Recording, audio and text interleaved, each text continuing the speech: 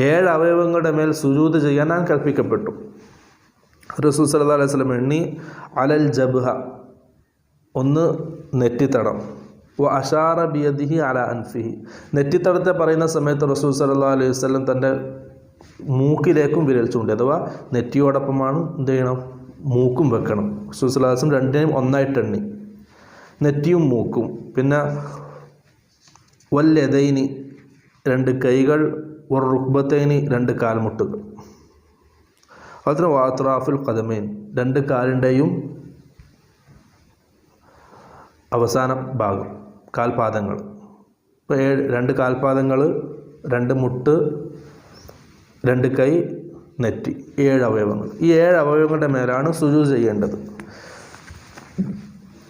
ഈ 7 അവയവങ്ങളും 1 സെക്കൻഡ് സമയമെങ്കിലും പൂർണ്ണമായിട്ടും ഭൂമിയിൽ പതിഞ്ഞിരിക്കണം.